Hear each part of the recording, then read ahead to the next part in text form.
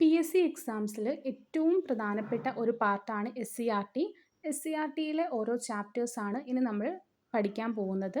ഇന്ന് നമ്മൾ ആറ്റത്തിൻ്റെ ഘടന എന്ന 9ാം ക്ലാസ്സിലെ കെമിസ്ട്രി പാഠഭാഗത്തിലെ ഒരു ചാപ്റ്ററാണ് ഇന്ന് നമ്മൾ പഠിക്കാൻ പോകുന്നത്. പഞ്ചസാരയിലെ ഘടകമൂലകങ്ങളാണ് carbon, hydrogen, oxygen. Carbon, hydrogen, oxygen. C12H22O11. ആറ്റങ്ങളുടെ എണ്ണത്തിൻ്റെ അനുപാതം 12:22:11 ആണ്. 12 കാർബൺ ആറ്റങ്ങൾ, 22 ഹൈഡ്രജൻ ആറ്റങ്ങൾ, 11 ഓക്സിജൻ ആറ്റങ്ങൾ. പഞ്ചസാര C12H22O11. Glucose carbon, hydrogen, oxygen. Carbon, hydrogen, oxygen. C6H12O6. C6H12O6. ആറ്റങ്ങളുടെ എണ്ണത്തിൻ്റെ അനുപാതം 1:2:1. 1:2:1. ജലം, ഹൈഡ്രജനും ഓക്സിജനും H2O 2:1. ഇതിൽ പഞ്ചസാരയിലും ഗ്ലൂക്കോസിലും ഘടകമൂലകങ്ങൾ സെയിം ആണ്, കാർബണും ഹൈഡ്രജനും ഓക്സിജനും. അതിൽ ആറ്റങ്ങളുടെ എണ്ണത്തിൽ മാത്രമാണ് വ്യത്യാസം വരുന്നത്. ഡിസ്ചാർജ് ട്യൂബ് പരീക്ഷണം. 1875 വില്യം ക്രൂക്സ് എന്ന ഭൗതിക ശാസ്ത്രജ്ഞൻ ഇരുവശത്തും ലോഹത്തകിടുകൾ സ്ഥാപിച്ച ഒരു ഗ്ലാസ് ട്യൂബിലൂടെ ഉയർന്ന വോൾട്ടതയിൽ വൈദ്യുതി കടത്തിവിട്ടു. അപ്പോൾ ഇതിൽ നമ്മൾ ശ്രദ്ധിക്കേണ്ടത് ഡിസ്ചാർജ് ട്യൂബ് പരീക്ഷണം നടത്തിയ ശാസ്ത്രജ്ഞൻ്റെ പേരാണ് വില്യം ക്രൂക്സ്. ഡിസ്ചാർജ് ട്യൂബ് പരീക്ഷണം വില്യം ക്രൂക്സ് 1875. 1875. SCRT ടെക്സ്റ്റ് ബുക്കിലെ കോളങ്ങൾ അതുപോലെ തന്നെ ബോക്സസ് ഒക്കെ വളരെ ഇമ്പോർട്ടൻ്റ് ആണ്. കാഥോഡ് രശ്മികളുടെ കണ്ടെത്തൽ. മർദ്ദം കുറയുമ്പോൾ വാതകങ്ങളിൽ കൂടി വൈദ്യുതി കടന്നു പോകുമെന്ന് 19ാം നൂറ്റാണ്ടിൻ്റെ ആദ്യ പകുതിയിൽ തന്നെ കണ്ടെത്തിയിരുന്നു. മർദ്ദം കുറയുമ്പോൾ വാതകങ്ങളിൽ കൂടി വൈദ്യുതി കടന്നു പോകും. അതൊരു സ്റ്റേറ്റ്മെൻ്റ് ആയിട്ട് ചോദിക്കാൻ ചാൻസ് ഉണ്ട്. മർദ്ദം കുറയുമ്പോൾ വാതകങ്ങളിൽ കൂടി വൈദ്യുതി കടന്നു പോകും. കുറഞ്ഞ മർദ്ദത്തിൽ വാതകങ്ങളിൽ കൂടി വൈദ്യുതി കടന്നു പോകുമ്പോൾ ഉണ്ടാകുന്ന മാറ്റങ്ങൾ മൈക്കിൾ ഫാരഡെ പഠിക്കുകയുണ്ടായി. പക്ഷേ കാര്യക്ഷമമായ നിർവാത പമ്പുകൾ ഇല്ലായിരുന്നതും വായു നീക്കം ചെയ്ത് ഗ്ലാസ് ട്യൂബുകൾ ക്രമീകരിക്കുന്നതിലെ ബുദ്ധിമുട്ടും പഠനങ്ങൾ ശ്രമകരമാക്കി. 1854 ഹെൻറിച്ച് ഗീസർ ഡിസ്ചാർജ് ട്യൂബുകളും നിർവാത പമ്പുകളും വികസിപ്പിച്ചെടുത്തു. മെച്ചപ്പെട്ട ഗീസർ ട്യൂബുകൾ ലഭ്യമായതോടെ ജൂലിയസ് പ്ലക്കർ അതുപയോഗിച്ച് നിരവധി പരീക്ഷണങ്ങൾ നടത്തി. വൈദ്യുതി കടത്തിവിടുമ്പോൾ ട്യൂബിലെ കാഥോഡിന് എതിർവശത്തായി ഒരു ദീപ്തി ഉണ്ടാക്കുമെന്നും കാന്തത്തിൻ്റെ സാന്നിധ്യത്തിൽ ഈ തിളക്കത്തിൻ്റെ സ്ഥാനം മാറ്റാമെന്നും അദ്ദേഹം കണ്ടെത്തി. ജോഹാൻ വില്യം ഹിറ്റോഫ്, ഒയ്ഗൻ ഗോൾഡ്സ്റ്റൈൻ എന്നീ ശാസ്ത്രജ്ഞർ ഈ പരീക്ഷണങ്ങൾ തുടർന്ന് നടത്തി.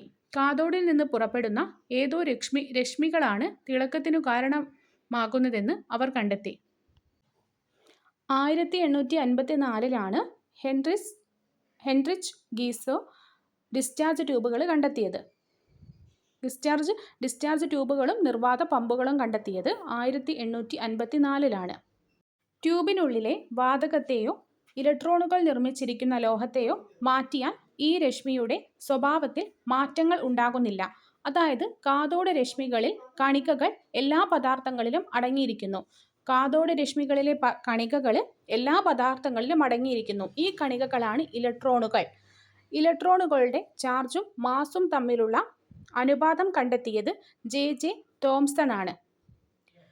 ഇലക്ട്രോണുകളുടെ ചാർജും മാസും തമ്മിലുള്ള അനുപാതം കണ്ടെത്തിയത് J.J. തോംസൺ.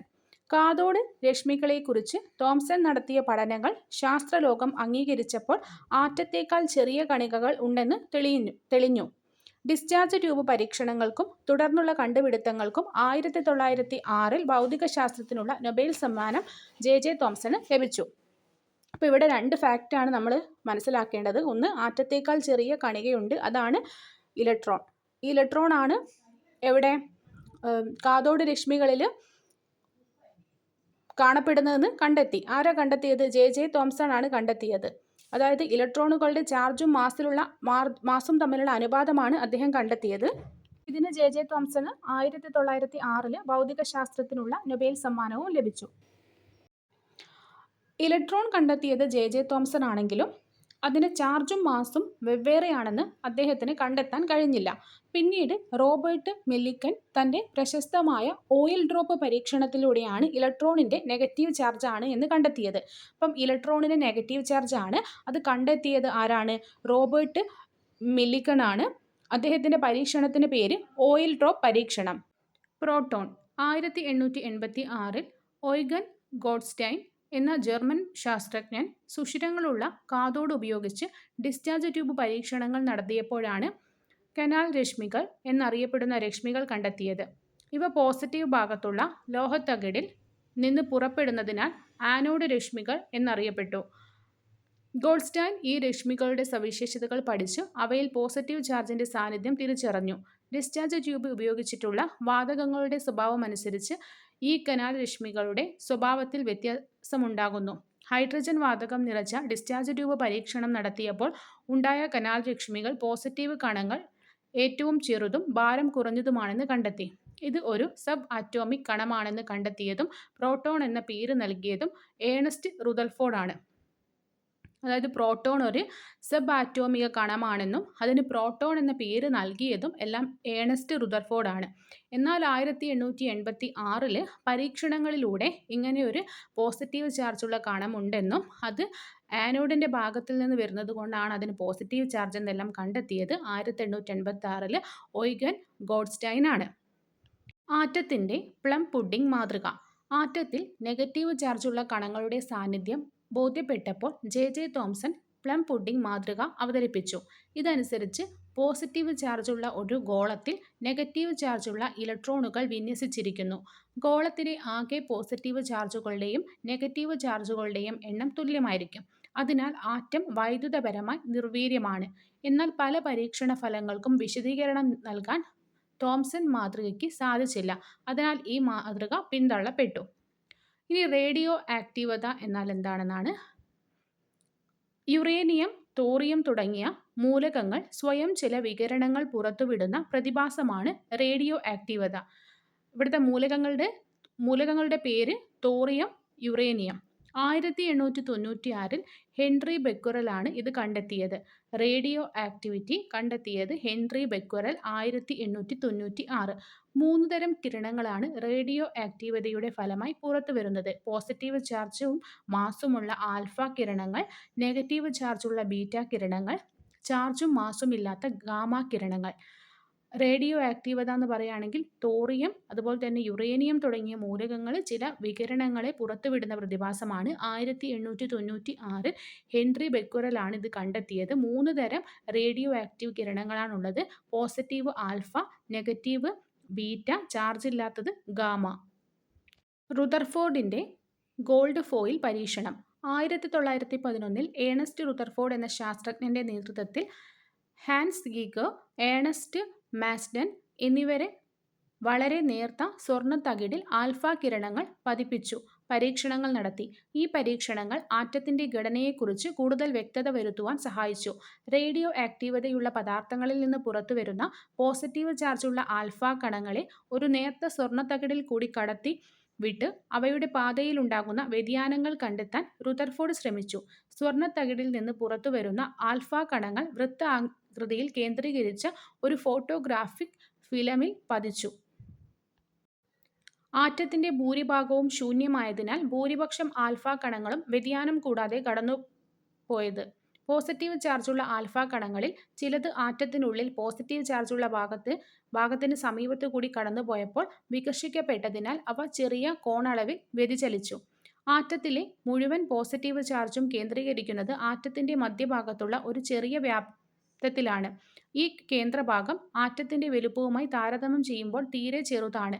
ഇതിന് നേരെ വന്ന ആൽഫ കണങ്ങളാണ് 180 ഡിഗ്രി കോണളവിൽ തിരികെ വന്നത്. ഈ കേന്ദ്രത്തെ അദ്ദേഹം ന്യൂക്ലിയസ് എന്ന് വിശേഷിപ്പിച്ചു. അതായത് കേന്ദ്രഭാഗം ആറ്റത്തിൻ്റെ വലുപ്പവുമായി താരതമ്യം ചെയ്യുമ്പോൾ വളരെ കുറവാണ്. ഇതിന് നേരെ വന്ന ആൽഫ കണങ്ങൾ, കേന്ദ്രത്തിന് നേരെ വന്ന ആൽഫ കണങ്ങൾ 180 ഡിഗ്രി കോണളവിലാണ് തിരികെ വന്നത്. റുദർഫോർഡിൻ്റെ ആറ്റം മാതൃകയിലെ നമുക്ക് ചുരുക്കി പറഞ്ഞാൽ ആറ്റത്തിന് ന്യൂക്ലിയസ് എന്ന ഒരു കേന്ദ്ര ഭാഗമുണ്ട്. ആറ്റത്തിൻ്റെ വലുപ്പവുമായി താരതമ്യം ചെയ്യുമ്പോൾ ന്യൂക്ലിയസിൻ്റെ വലുപ്പം തീരെ കുറവാണ്. ആറ്റത്തിൻ്റെ മുഴുവൻ പോസിറ്റീവ് ചാർജും മാസ് ഏകദേശം പൂർണ്ണമായും ന്യൂക്ലിയസിൽ കേന്ദ്രീകരിച്ചിരിക്കുന്നു. ഇലക്ട്രോണുകൾ ന്യൂക്ലിയസിനു ചുറ്റും വൃത്താകൃതിയിലുള്ള ഓർബിറ്റിൽ വളരെ വേഗത്തിൽ പ്രദക്ഷിണം ചെയ്യുന്നു. റുദർഫോർഡിൻ്റെ ആറ്റം മാതൃകയുടെ പരിമിതികൾ. വൈദ്യുതകാന്തിക സിദ്ധാന്തപ്രകാരം ചലിക്കുന്ന ചാർജുള്ള കണങ്ങൾ തുടർച്ചയായി ഊർജ്ജം പുറത്തുവിടേണ്ടതാണ്. അതിനാൽ റുദർഫോർഡ് മാതൃക അനുസരിച്ച് ന്യൂക്ലിയസിന് ചുറ്റും വലം വയ്ക്കുന്ന നെഗറ്റീവ് ചാർജുള്ള ഇലക്ട്രോണുകൾ തുടർച്ചയായി ഊർജ്ജം നഷ്ടപ്പെടുത്തി ന്യൂക്ലിയസിൽ പതിക്കേണ്ടതുണ്ട്. എന്നാൽ ഇപ്രകാരം സംഭവിക്കുന്നില്ല. അതുകൊണ്ട് ആറ്റത്തിൻ്റെ സ്ഥിരത വിശദീകരിക്കാൻ റുദർഫോർഡ് മാതൃകയ്ക്ക് സാധിച്ചില്ല. ന്യൂട്രോൺ. ന്യൂക്ലിയസിൻ്റെ യഥാർത്ഥ മാസ് പ്രോട്ടോണുകളുടെ എണ്ണത്തിൻ്റെ അടിസ്ഥാനത്തിൽ റുദർഫോർഡ് കണക്കുകൂട്ടിയതിനേക്കാൾ വളരെ കൂടുതലായിരുന്നു. എന്നാൽ ഈ വൈരുദ്ധ്യം പരീക്ഷണങ്ങളിലൂടെ തെളിയിക്കാൻ അദ്ദേഹത്തിന് കഴിഞ്ഞില്ല. പിന്നീട് 1932 ജെയിംസ് ചാഡ്വിക് ചില നിർവീര്യ കണങ്ങൾ കൂടി ന്യൂക്ലിയസിനകത്തുണ്ടെന്നും അവയ്ക്ക് ഏകദേശം ഹൈഡ്രജൻ ആറ്റത്തിൻ്റെ മാസാണെന്നും കണ്ടെത്തി. ചാർജ് ഇല്ലാത്തതിനാൽ ഈ കണത്തിന് ന്യൂട്രോൺ എന്ന പേര് നൽകി. ചാർജ് ഇല്ലാത്ത കണങ്ങളാണ് ന്യൂട്രോൺ. കണ്ടെത്തിയത് ജെയിംസ് ചാഡ്വിക് ആണ്. വർഷം 1932. ഇതിന് ഹൈഡ്രജൻ ആറ്റത്തിൻ്റെ മാസിന് തുല്യമായിട്ടുള്ള മാസാണുള്ളത്. ന്യൂട്രോണിന് ഹൈഡ്രജൻ ആറ്റത്തിൻ്റെ മാസിന് സമാനമായ ഭാരമാണുള്ളത്. നീൽസ് ബോറിൻ്റെ ആറ്റം മാതൃക.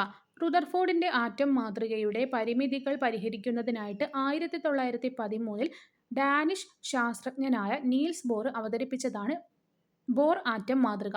ബോർ ആറ്റം മാതൃക നീൽസ് ബോർ 1913. നീൽസ് ബോറിൻ്റെ ആറ്റം മാതൃക 1913. ഇതിൽ പറയുന്ന പ്രധാന ആശയങ്ങൾ: ആറ്റത്തിൻ്റെ ന്യൂക്ലിയസിന് ചുറ്റും ഇലക്ട്രോൺ പ്രദക്ഷിണം ചെയ്യുന്നത് നിശ്ചിത ഓർബിറ്റുകളിലാണ്. ഓരോ ഓർബിറ്റലിലും ഇലക്ട്രോണിന് ഒരു നിശ്ചിത ഊർജ്ജമുണ്ട്. അതിനാൽ ഓർബിറ്റുകളിലെ ഊർജ്ജ നിലകൾ എന്ന് പറയുന്നു. ഒരു നിശ്ചിത ഓർബിറ്റിൽ പ്രദക്ഷിണം ചെയ്യുന്നിടത്തോളം ഇലക്ട്രോണിൻ്റെ ഊർജ്ജം കൂടുകയോ കുറയുകയോ ചെയ്യുന്നില്ല. അതിനാൽ ഓർബിറ്റുകൾ സ്ഥിരോർജ്ജ നിലകൾ എന്നറിയപ്പെടുന്നു. ന്യൂക്ലിയസിൽ നിന്ന് അകലം കൂടുന്തോറും ഓർബിറ്റുകൾക്ക് ഊർജ്ജം കൂടുന്നു. ഊർജ്ജം കൂടിയ ഓർബിറ്റിൽ നിന്നും ഊർജ്ജം കുറഞ്ഞ ഓർബിറ്റിലേക്ക് ഇലക്ട്രോൺ മാറുമ്പോൾ ഊർജ്ജം പുറത്തേക്ക് വിടുന്നു. ഊർജ്ജം കുറഞ്ഞ ഓർബിറ്റുകളിൽ നിന്ന് ഊർജ്ജം കൂടിയ ഓർബിറ്റുകളിലേക്ക് ഇലക്ട്രോൺ മാറുമ്പോൾ ഊർജ്ജം ആഗിരണം ചെയ്യപ്പെടുന്നു. ഓർബിറ്റുകൾ 1, 2, 3, 4, 5 എന്നിങ്ങനെ സംഖ്യകൾ നൽകി സൂചിപ്പിക്കാവുന്നതാണ്. ഇവിടെ ശ്രദ്ധിക്കേണ്ടത്, ഊർജ്ജം കൂടിയ ഓർബിറ്റിൽ നിന്ന് ഊർജ്ജം കുറഞ്ഞ ഓർബിറ്റിലേക്ക് മാറുമ്പോൾ അവിടെ ഊർജ്ജം പുറത്തുവിടുന്നു. ഊർജ്ജം കൂടിയതിൽ നിന്ന് കുറഞ്ഞതിലേക്ക് പോകുമ്പോൾ ഊർജ്ജം പുറത്തേക്ക് വിടുന്നു. ഊർജ്ജം കുറഞ്ഞതിൽ നിന്ന് ഊർജ്ജം കൂടിയതിലേക്ക് പോകുമ്പോൾ ഊർജ്ജം ആഗിരണം ചെയ്യുന്നു. ആറ്റോമിക നമ്പർ എന്നാൽ പ്രോട്ടോണുകളുടെ എണ്ണം അല്ലെങ്കിൽ ഇലക്ട്രോണുകളുടെ എണ്ണം. പ്രോട്ടോണിൻ്റെ ഇലക്ട്രോണിൻ്റെ എണ്ണം തുല്യമായിരിക്കും. അതാണ് ആറ്റോമിക നമ്പർ.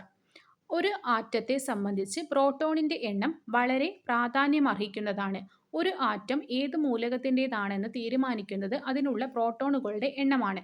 ഒരു ആറ്റം ഏത് മൂലകത്തിൻ്റെതാണെന്ന് തീരുമാനിക്കുന്നത് പ്രോട്ടോണുകളുടെ എണ്ണമാണ്.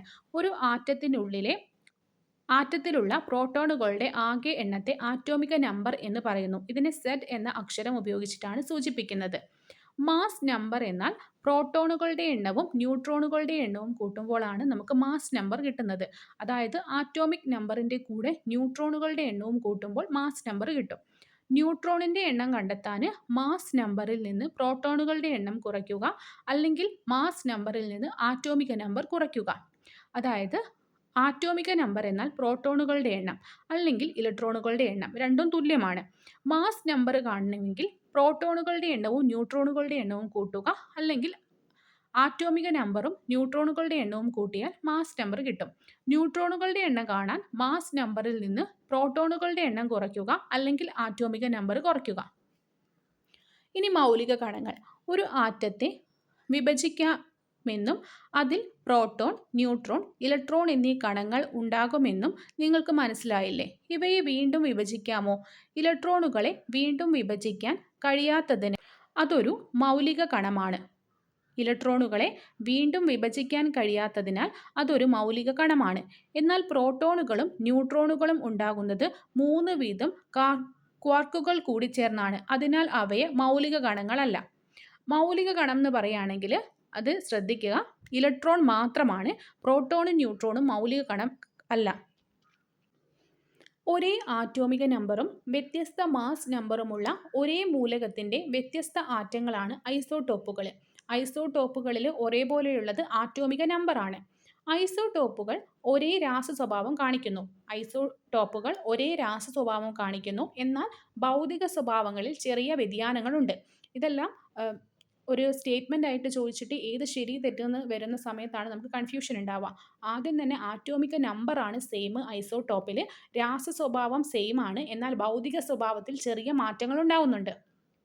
കുറച്ച് ഐസോടോപ്പുകളും അവയുടെ ഉപയോഗവുമാണ് SCERTയിലെ ഒരു കോളമാണ്, വളരെ ഇമ്പോർട്ടൻ്റ് ആണ്.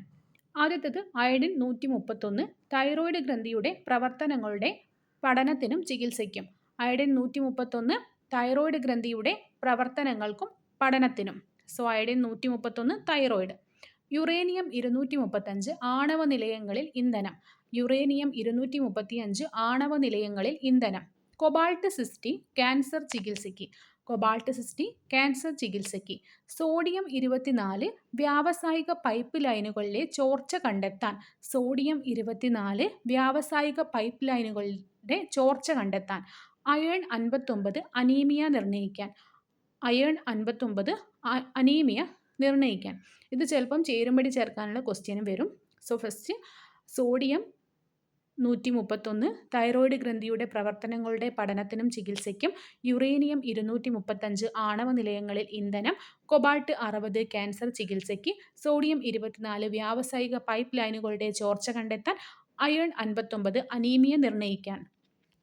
ഒരേ മാസ് നമ്പറും വ്യത്യസ്ത ആറ്റോമിക നമ്പറുമുള്ള ആറ്റങ്ങളാണ് ഐസോബാറുകൾ. ഐസോബാറിൽ ഒരേ മാസ് നമ്പറാണ്. ഇവ ന്യൂക്ലിയസിലെ ആകെ കണങ്ങളുടെ എണ്ണം അഥവാ പ്രോട്ടോണും ന്യൂട്രോണിനും തുല്യമായ വ്യത്യസ്ത മൂലക ആറ്റങ്ങളായിരിക്കും. ഇനി ഐസോടോണുകൾ. ന്യൂട്രോണുകളുടെ എണ്ണം തുല്യമായ ആറ്റങ്ങളെയാണ് ഐസോടോണുകൾ എന്ന് പറയുന്നത്. ഐസോടോപ്പ് എന്നാൽ ഒരേ ആറ്റോമിക നമ്പർ. ഐസോബാർ എന്നാൽ ഒരേ മാസ് നമ്പർ. ഐസോടോൺ എന്നാൽ ന്യൂട്രോണുകളുടെ നമ്പർ തുല്യമായിരിക്കും. ഈ ചാപ്റ്റർ ഇത്രയേ ഉള്ളൂ. ഇതിലുള്ള ഭാഗങ്ങൾ നമ്മൾ ഡീപ്പായിട്ട് പഠിച്ചു കഴിഞ്ഞാൽ, വ്യക്തമായിട്ട് പഠിച്ചു കഴിഞ്ഞാൽ വേറൊരു സോഴ്സിനെ ആശ്രയിക്കേണ്ടതില്ല. ഇപ്പം വരുന്ന PSC എക്സാംസ് 10th ലെവലെല്ലാം ഫുള്ളി SCERT ആണ്. ഡിഗ്രി ലെവലിലേക്കൊക്കെ വരുമ്പോൾ കുറച്ചും കൂടി എക്സ്ട്രാ പോയിന്റ്സ് ചോദിക്കുമായിരിക്കും. എന്നാൽ പോലും ഇതൊരു ബേസ് അറിഞ്ഞിരുന്നാൽ അത് വളരെ ഉപയോഗപ്രദമാണ്. നമ്മൾ SCERTൻ്റെ എല്ലാ ചാപ്റ്റേഴ്സും ഇങ്ങനെ ചെയ്യുന്നുണ്ട്. അതിൽ ഏറ്റവും ഇമ്പോർട്ടൻ്റ് ആയി വരുന്നത് 9th 10th ചാപ്റ്ററുകളിലെ physics, chemistry, biology ആണ്. അപ്പം നമ്മൾ ആദ്യം എടുക്കുക ഈ സയൻസ് പാർട്ടായിരിക്കും 9th 10th. അതിനുശേഷം എല്ലാ SCERT ഭാഗങ്ങളും ഇങ്ങനെ ക്യാപ്സ്യൂൾ രൂപത്തിൽ ഏറ്റവും പ്രധാനപ്പെട്ടത് നിങ്ങളിലേക്ക് എത്തിക്കും. So keep watching.